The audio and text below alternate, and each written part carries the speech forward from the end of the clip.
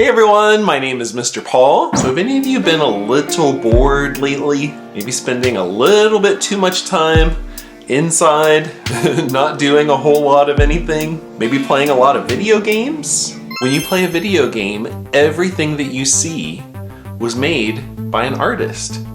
The backgrounds, the characters, their costumes, all of the weapons and tools, everything. Somebody drew all of that. So if you think about it, playing a video game is a lot like going to an art museum. When I look at a painting, I try to imagine what would it be like to be inside of that painting, to live in that world. Where would I go? What would I do? It's a lot like a video game, really. The artist has created something with their imagination that you get to explore and wander around in and have all kinds of adventures. Salvador Dali was a surrealist painter, so a lot of what he painted were images that came to him in dreams. So this would be a really magical video game. MC Escher was a master of perspective. He knew the rules of perspective drawing so well that he could break them and create worlds that wouldn't even be able to actually exist. What do you think would happen if you could walk through this painting by Vincent van Gogh? Or this one by Georgia O'Keeffe? Art isn't made so that it can be hung on a wall and forgotten about. It's meant to spark your imagination, make you wonder what's going on in that world. And if you know just a few simple drawing tricks, you can create your own world that would be like a video game that everybody else gets to experience. So that's what we're going to do today. First, I want to go outside so I can teach you a few art words. Let's go. When something is really close to you in a painting or in a drawing, that area is called the foreground. Now, if you go back a little bit, that's the middle ground. And if you go all the way back as far as you can possibly go, well, that is the background.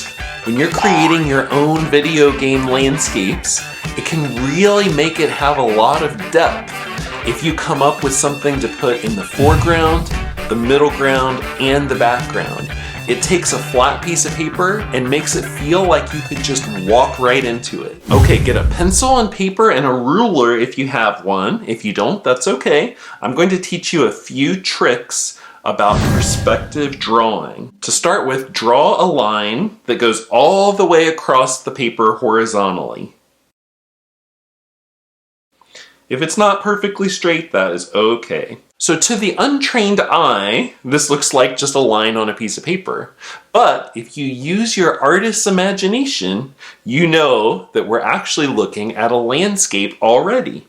This line that you've just drawn is called the horizon line.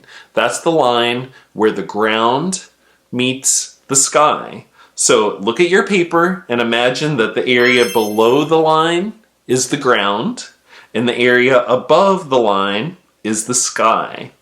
All right, now we're going to draw a dot right on the horizon line. Try to get it somewhere around the middle if you can. This is called the vanishing point. As things go further and further into the background, they get smaller. So now we're going to draw a road, and I'm going to show you how to make it look like it goes back in perspective. So draw two lines for me that connect at the vanishing point. Just like that. It sort of looks like a big triangle. But if you imagine that you are standing right there in the middle of it looking back, now it's a road going back into the distance and disappearing at the horizon line. See, if you drew a tree right here in the foreground, that same tree in the background would be so much smaller. That's not because the tree's shrinking. That's because things get smaller as they get further away from us. Okay, now let's draw a rectangle. I want to show you how you can make it look like it's going back in space too. So first just draw a normal rectangle, and then we're going to connect the three corners that are closest to the vanishing point. We're going to draw lines, taking those corners all the way back to the vanishing point, just like this. Then decide where the back of your rectangle is. Then you're going to draw a vertical line there, and a horizontal line for the back top of the rectangle. Instant building. Beautiful. You could draw some doors and windows, but if you're going to draw them on the side of the building that's going back in space, they have to go back to the vanishing point too. Let's do another one now. Really small, all the way back in the distance. And maybe we'll do a little divider line on the road too. So connect 2 lines back to the vanishing point and then draw all the little dashed lines, and they will get smaller as they go back in space too, see? Look at that, it's just like magic. With a few lines, you took a flat piece of paper and you made it feel like we could walk right into it. That is perspective drawing. Okay, so now we're gonna take everything you've just learned and I want you to create your own video game landscape. You get to decide what happens in this world. It can be as creative and interesting as you want. The only thing I want to ask is that you think about having a foreground, a middle ground, and background, and think about what it is your characters do in each of those spaces.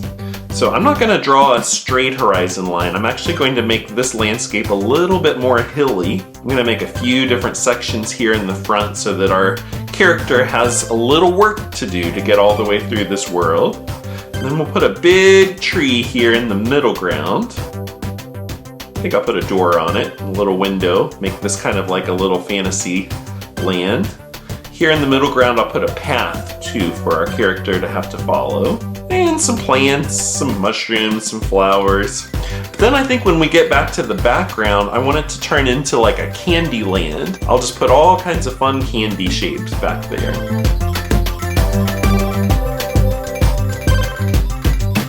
And there we have it. There's my landscape. What's yours look like?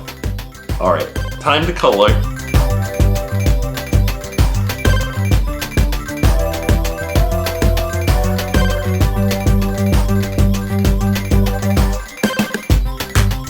I like to cover the whole paper with color first and then go back and add details. So I'm going to use my magic markers to get it all covered and then go back with my colored pencil and add some outlines and some texture and some little fun details.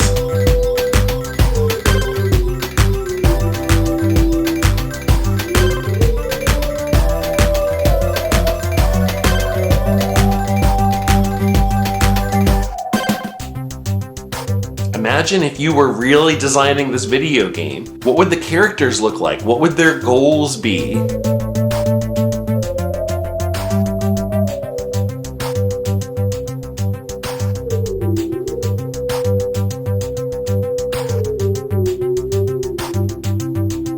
Ta-da! There it is! There's mine!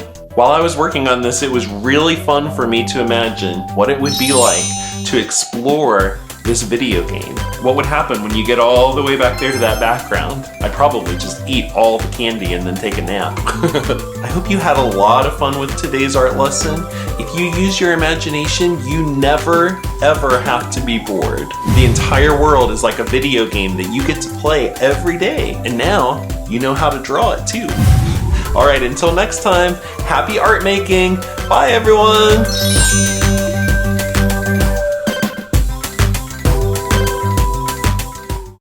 Thank you so much for watching this video. We hope that you learned something new and had fun while you were at it. If you did, well, guess what? We have a whole bunch more waiting for you over at artmakesus.com in our Watch and Learn video series. Be sure to check out what's happening in AMU Live, all of our upcoming classes and workshops that you can participate in online. We also have one-on-one mentorship opportunities. Remember, everyone is an artist.